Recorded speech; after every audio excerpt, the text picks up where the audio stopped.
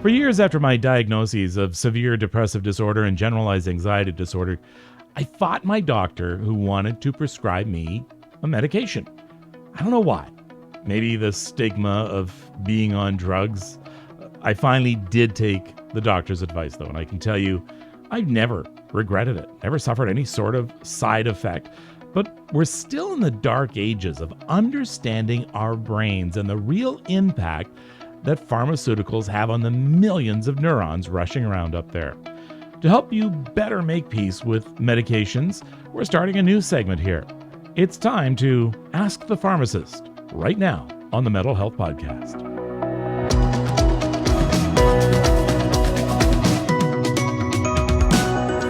And our pharmacist who will be joining me from time to time to answer your questions about mental health medications is Alexandra Dominguez, who is an advanced practice pharmacist here at Ontario Shores. Hi, Alexandra. Hi, Kevin. How are you? Are you ready to do this? I guess so. Okay. So what we're going to do is from time to time, we're going to pick your brain.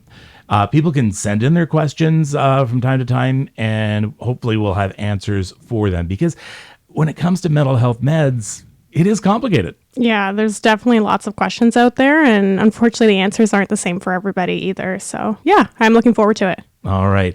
Let's talk first of all about mental health medications in general. Now, I'm on them. What am I on? I'm on something called sertraline? Sertraline, yeah. Sertraline. Okay. Now, I'm on 150 milligrams for depression. Yeah. What is that?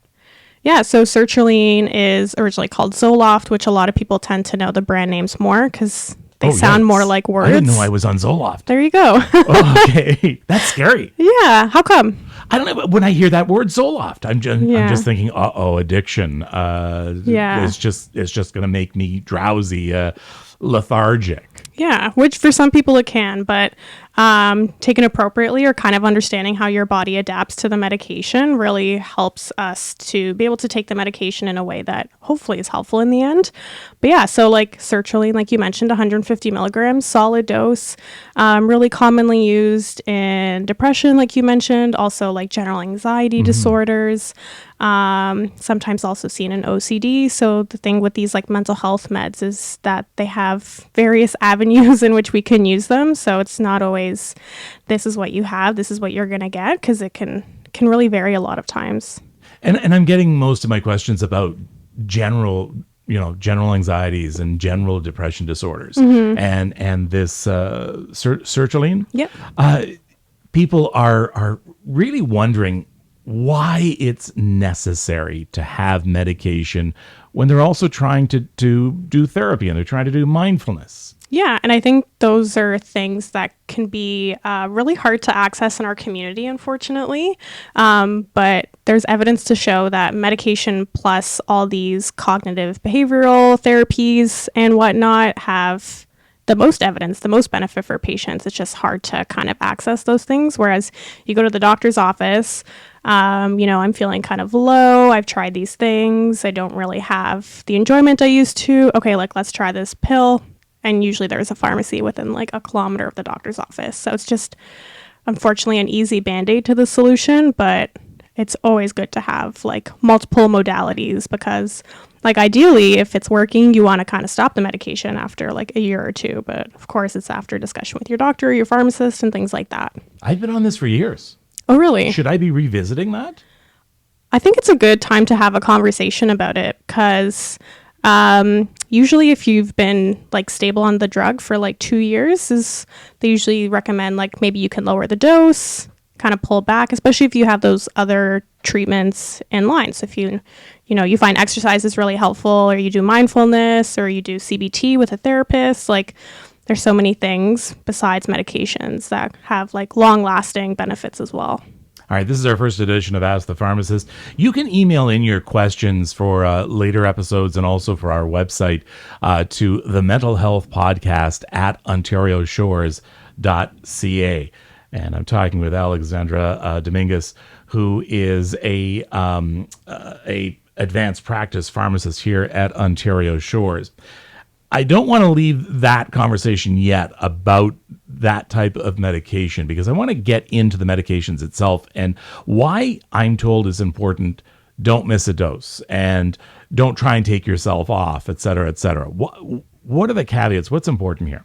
Yeah, so the caveats with stopping the medications yourself or even missing a dose is that some of these medications that are available commercially, if you miss one dose, like by like a few hours even, you can have some pretty nasty side effects. By a few hours. Yeah, it's really interesting, and it's something I've heard commonly from patients. So it's not just something that you read in a paper and you're like, oh, I wonder if this is reality or not. But yeah, so there are medications. A really common one that comes to mind is brand name is called Effexor or venlafaxine is the generic name.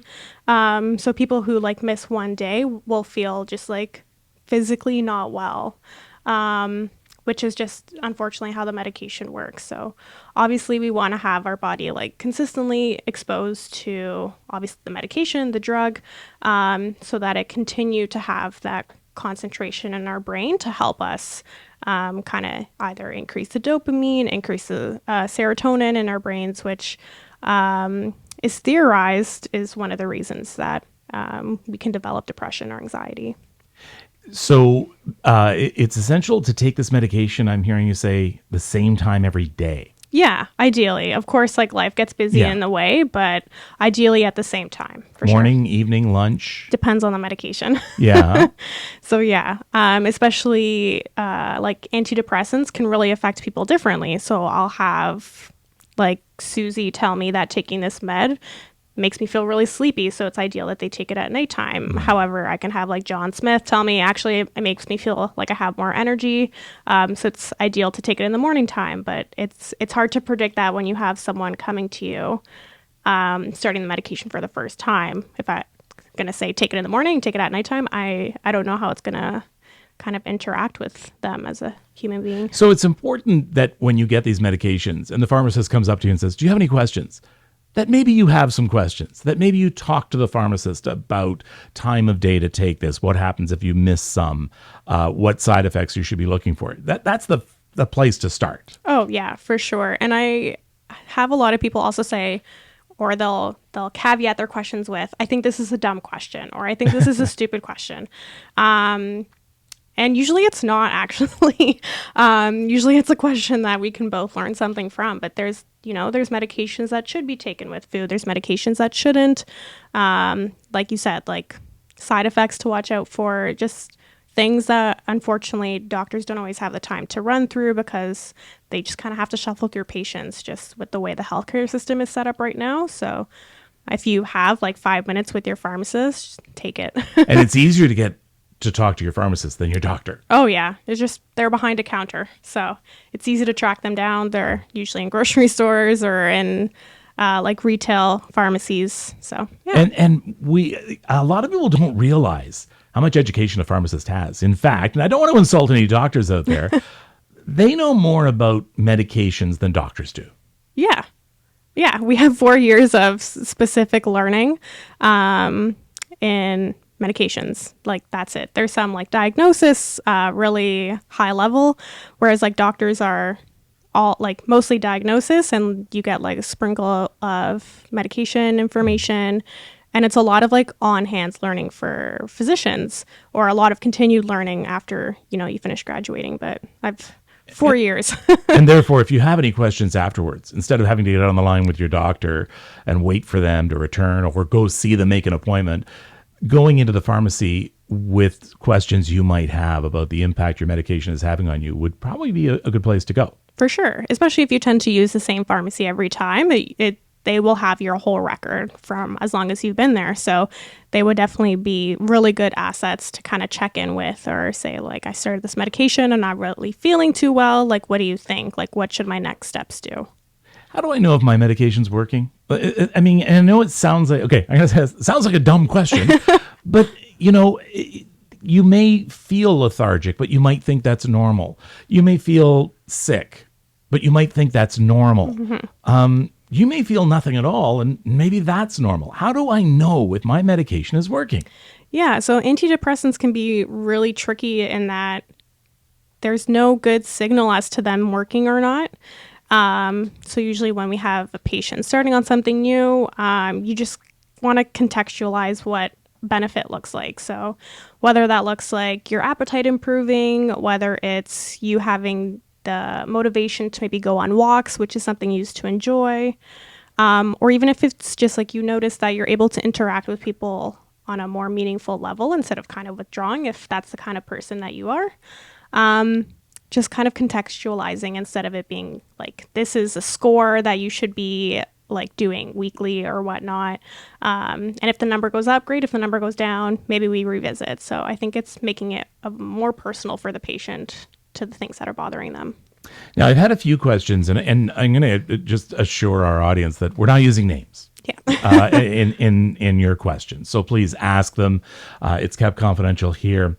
I'm getting questions about bipolar and the medications that go along with bipolar. So what kind of medications are we looking at for this? Classic ones are like lithium, Devalproex or Epival.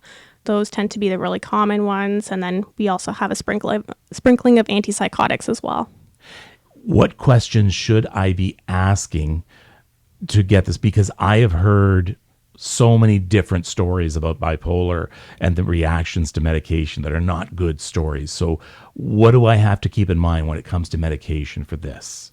Yeah, I think that's actually just having the awareness of what we should be following up on. So a lot of times when we start these medications, there should be regular blood work pretty frequently, especially in the beginning.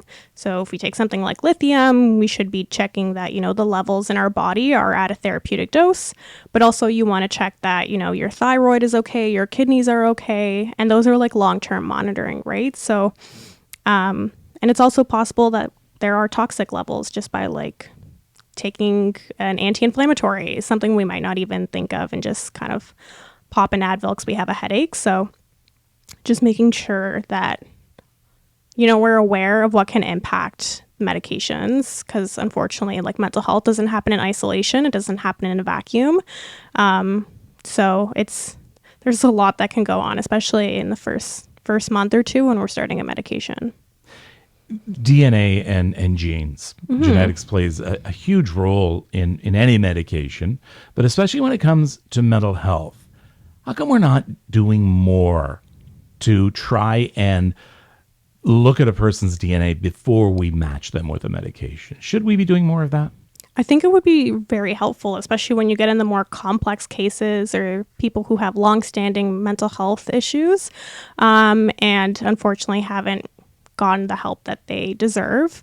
The main issue right now is accessibility, both in like where to get it, but also having the funds to purchase it, because it's not currently covered under our public system, and a lot of private insurances also don't cover it as well. So I think the last time I looked it up, on average, is around like $400 to $500 to get a genetic test done, specifically for mental health drugs. And that may be a lot of money for quite a few people. It's worth it, though, isn't it? If you're able to, I would hope so.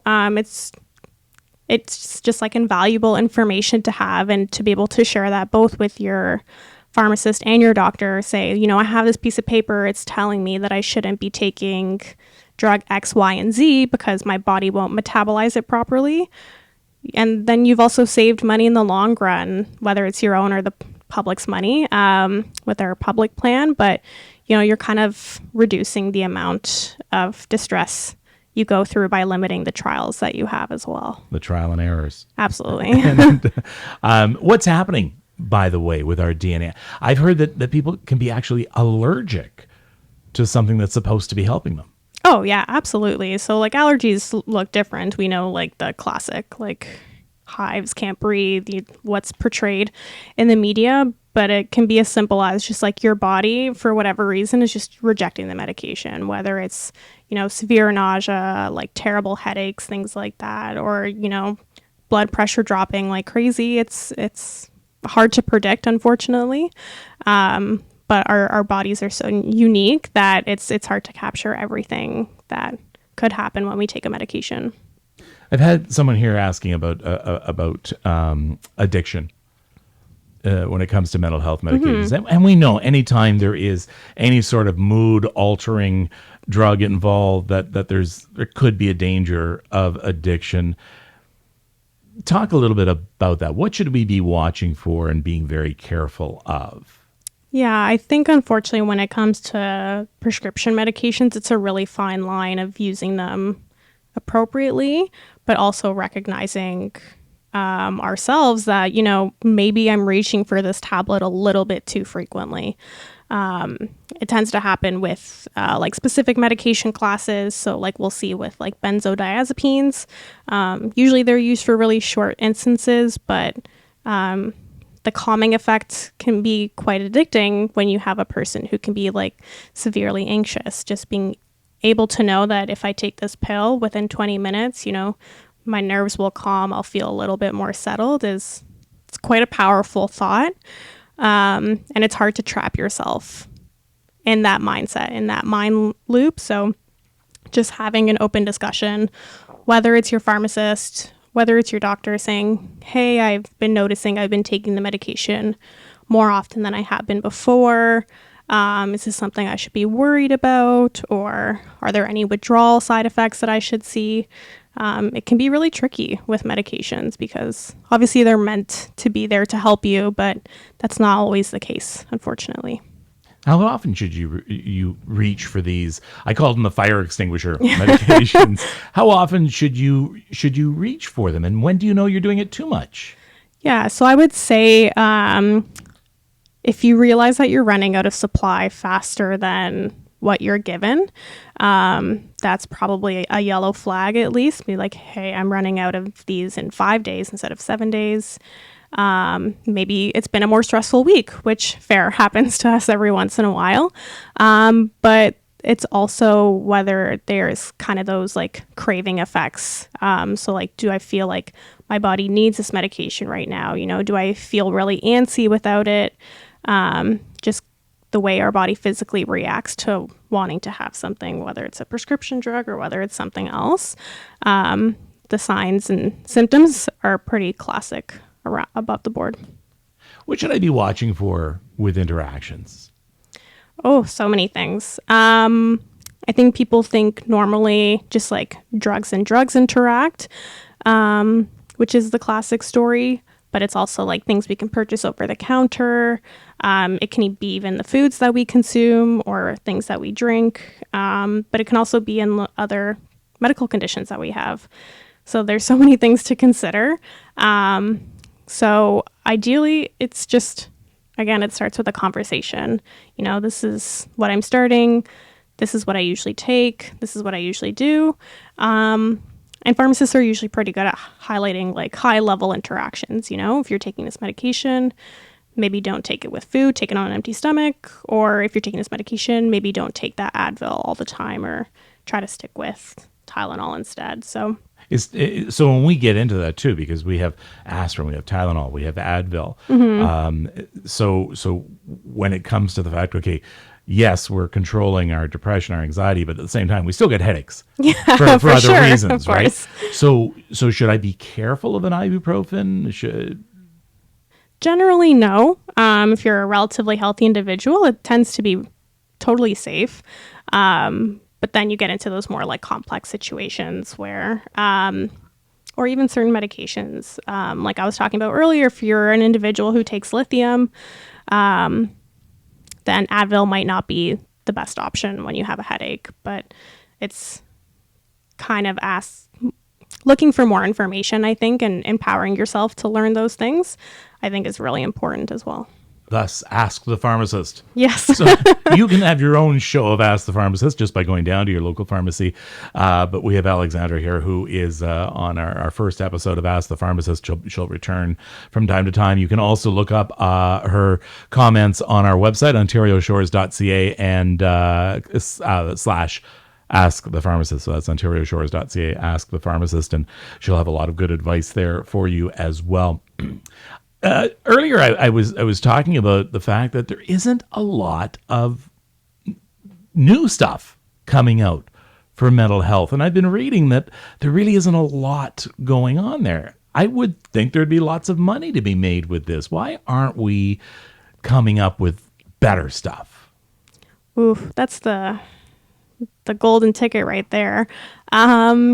I mean, it's so expensive now just to develop these drugs in general.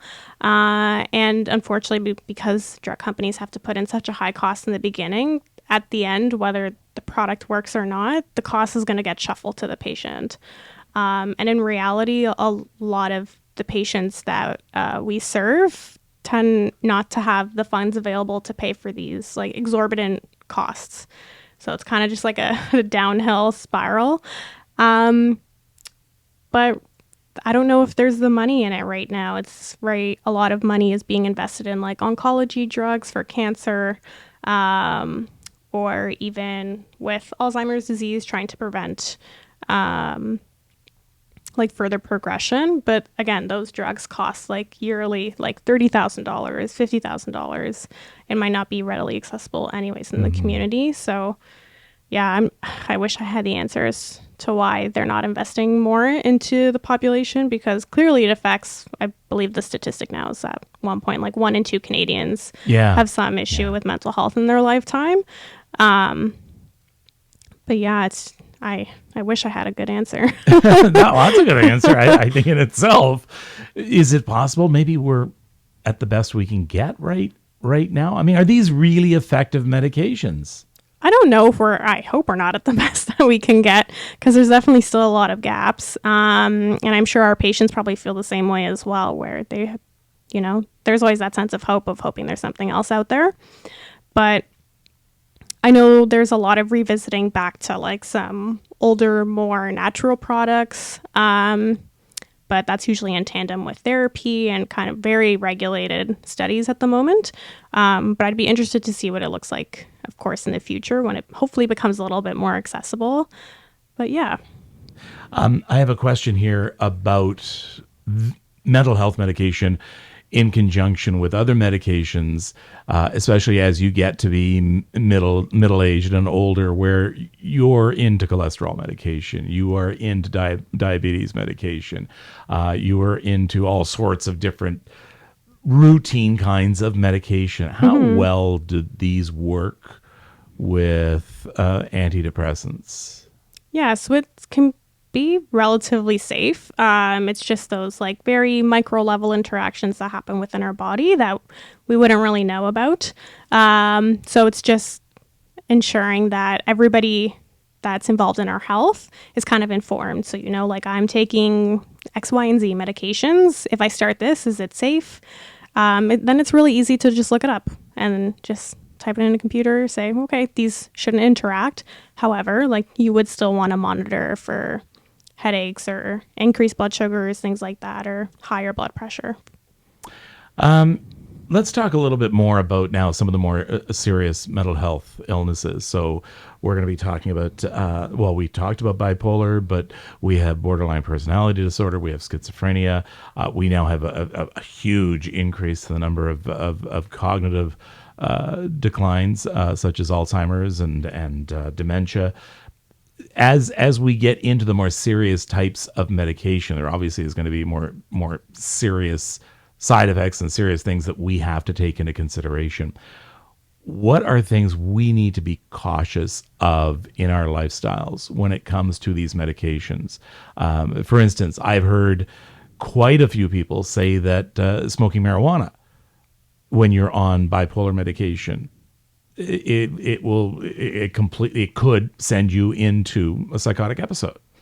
Yeah, so it can be anybody. So even if you have like a family history of some mental health disorders, especially if you're smoking marijuana at like younger ages when your brain is still developing, you're just like multiplying your risk of developing your own mental health illness, which is really unfortunate. But yeah, like if we're talking about bipolar, or if we're talking about schizophrenia, it is that trigger that might kind of put you over the edge and induce a psychotic break, or it might even cause like a manic episode for some people. The irony here is that a lot of people will use marijuana to calm down. Yeah, so it's whether it's a natural product or it's a pharmaceutical product, it interacts with our bodies so differently. So it's interesting to see across the board for sure. And it's interesting because a lot of medication has implications within our body. These meds specifically attack, I don't want to say attack, but interact with the neurons in our brain. Yeah, which can be hard to grasp because we don't understand the brain as well as we would hope. But we're trying to at least get to the center of where we think the issue is, which is in the brain. So it's going to play around with our different neurons. It's going to play with the different hormones and receptors we have in our brain. So it's definitely a hard balance between trying to protect your brain, but also kind of fiddling around with a piece of your body that's so interconnected with everything else. A question here about natural products and alternative products, supplements, and that. What do we need to know about those when it comes to working with mental health medications? Yeah, so there's definitely some big culprits when it comes to interacting with mental health medications. So the big one that comes to mind is called St. John's wort. So, okay, I've heard that. Yeah, so historically it was used for depression, low mood, things like that. But it interacts a lot with the current medications we have available. So that's the big one that we want to stay away from for sure. The other ones, there's not too many interactions. It's just mostly whether they increase side effects for the individual, or if for some people it just tends to be just another tool in their toolkit to help with their mental health. Are there some types of food and drink that either help out or hinder a medication's effectiveness? Definitely. Yeah. So even if we go back to the sertraline example, it's always recommended that it's taken with some food just because our body absorbs the medication better. So there's instances where food itself is helpful. And there's other instances that empty stomach is usually preferred. So you're not giving me an easy answer here. No, it's never an easy answer in mental health, unfortunately. It never is. What do you have to, because what you do here at Ontario Shores is you go from patient to patient to patient and look at their medical histories and look at the prescriptions they're on. What's the number one thing you have to correct most of the time? Ooh, that's a really good question. Or top three. I would say my running joke is that I'm a bad pharmacist because I'm always advocating to take away medications instead of adding them on. So especially because I work in geriatrics, it's a lot of times trying to take away medications that they've been on that they no longer require. Such as? Like cholesterol medications at like the age of 85. Like they've done their work. They've protected you from a stroke for all this time. The benefit isn't really there. Or if you have an individual who's on like baby aspirin to prevent like any cardiac events, but you're an individual who falls a lot, it might not be the best option for you right now when we look at like risks and benefits. But it's just kind of ensuring that our patients are on the lowest but most effective dose for them. Alcohol. Yeah. What do we have to worry about there? I mean, in general, overconsumption.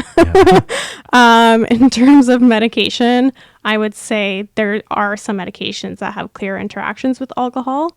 And it mostly just presents itself as like being overly sedated, which is obviously not something that we want, but being mindful of the influences that alcohol can have on us. Obviously, moderation, very normal. But it's always never too good to have too much of one thing. All right. Alexander Dominguez, who is an advanced practice pharmacist here at Ontario Shores. This was our first segment for the podcast of Ask the Pharmacist. It's also available on our website, ontarioshores.ca/askthepharmacist. And we encourage you to send your questions in. To ask your questions. We won't use any names, so if you want to send me an email, the Mental Health Podcast at ontarioshores.ca. That's the Mental Health Podcast at ontarioshores.ca. Send in your questions, your concerns, and we'll do our best to get Alexander to answer them. We're also going to put them on that website, the results of that, because medication, it does have a bad name. I mean, the pharmaceutical companies are sometimes accused of pushing things that we don't need. So there's a lot of times that we question what we're being told about the medicines we're getting. How honest are the pharmaceuticals being with us, do you think, when it comes to mental health medication? That's a great question. Because a lot of these medications were approved so long ago. I wouldn't even be able to say whether what they reported back then versus now is a picture of what reality is. But that's why it's helpful to have like these really big studies that kind of compare the different drugs available. And usually they tend to use like real world data. So, people just out and about living their lives and kind of following them and seeing how they're doing, those tend to be the most reflective of what reality is on these medications. But the mental health medications work. Yeah, sometimes. Okay. You were just supposed to say, oh, sure, yeah. Yeah. Okay. Explain your answer. Sometimes. Yeah. Be brutally honest. I mean, sometimes they do work wonders for patients. And it's very heartwarming to see. But there have been many circumstances where no matter what changes we do, unfortunately, there's kind of no regaining, or we're building a new baseline for them, which can be hard not only for the patient, but also for family members and caregivers and their support system. Especially in the older population, we tend to think of individuals with mental health issues as someone, at a healthier age than, say, when you're 70 or 80. But these individuals do mature. They grow up. You have schizophrenic patients who are 70 and 80. And that looks a lot different than when you have schizophrenia and you're 30 or 40. All right. We will have you back. And anybody, as I mentioned, can send in their questions. Email us, thementalhealthpodcast@ontarioshores.ca. No names will be used, not to worry. You can also go to our website, ontarioshores.ca/askthepharmacist. Thank you for being here, Alexandra. Thanks so much for having me. All right, Alexandra Dominguez, who is an advanced practice pharmacist here at Ontario Shores. Until next time, thanks so much for joining us. Take care of yourself and take care of each other.